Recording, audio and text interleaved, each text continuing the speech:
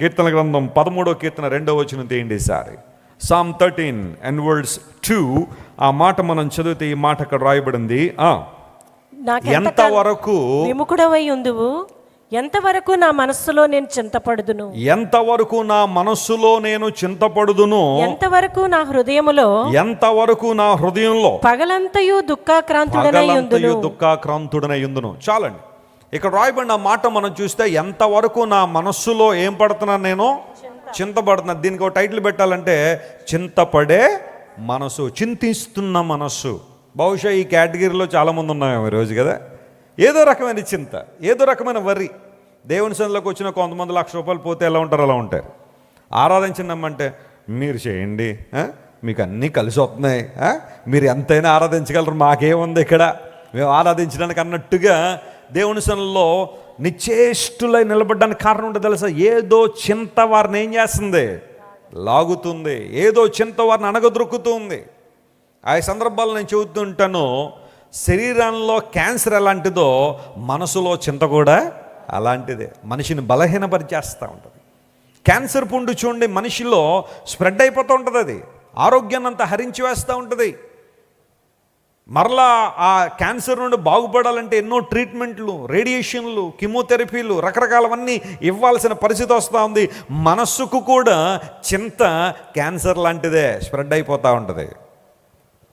చింతపడే మనసు నీలో ఉందా? ప్రతి చిన్నదానికి చింతించిపోతున్నావా? యేసు ప్రభువు వారు ఈ లోకంలో ఉన్నప్పుడు కొండ మీద ప్రసంగంలో చాలా ఎక్కువ భాగము ఈ చింత అనే అంశం మీద ప్రభు మాట్లాడారు. Do you know that?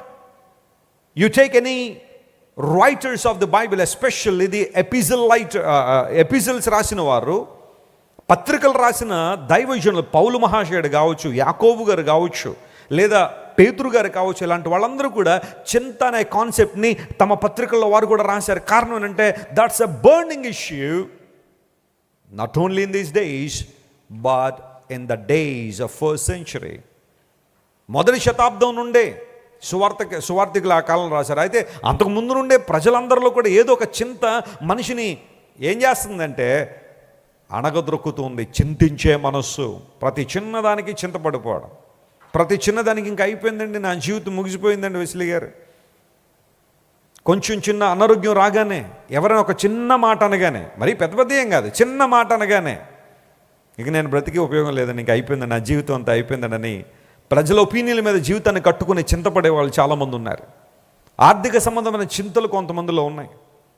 లేదా ఎవరో డెవలప్ అవుతున్నారనే ఆలోచన కొంతమందిలోకి వచ్చేసి చింతపడ్డం.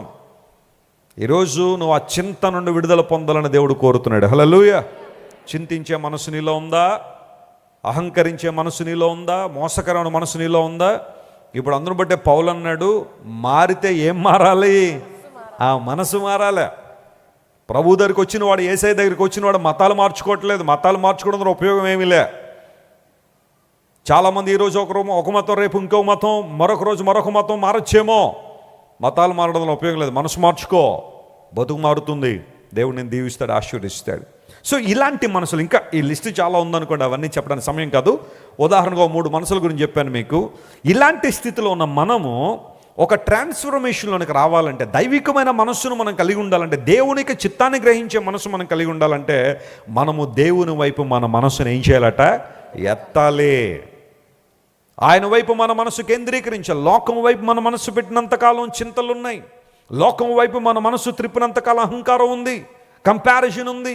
లోకం వైపు మన మనసు పెట్టినంతకాలం మోసకరమైన విషయాలకు ఆకర్షితులైపోతున్నామేమో. కానీ మన మనస్సును దేవుని వైపు కేంద్రీకరించినప్పుడు. మీరు ఇంతవరకు విన్న దైవ సందేశం మరియు దేవుని సేవకులు చేసిన ప్రార్థన మీకు ఆశీర్వాదకరముగా ఉన్నదని విశ్వసించుచున్నాము. ఈ సందేశాన్ని మీ స్నేహితులకు, బంధువులకు షేర్ చేయండి. మీకు ఏదైనా ప్రార్థన అవసరత ఉన్నచో మా ఫోన్ నంబర్లకు కాల్ చేయండి. దేవుడు మిమ్మల్ని ప్రేరేపిస్తే విశ్వాసంతో సాగుచున్న ఈ పరిచర్యను ప్రోత్సహించండి. మరిన్ని వర్తమానాలు, పాటలు వినుటకు జాన్ వెస్లీ మినిస్ట్రీస్ అను మా యూట్యూబ్ ఛానల్ను సబ్స్క్రైబ్ చేసుకొనండి. ప్రభువైన యేసుక్రీస్తు కృప మీకు తోడైండును గాక.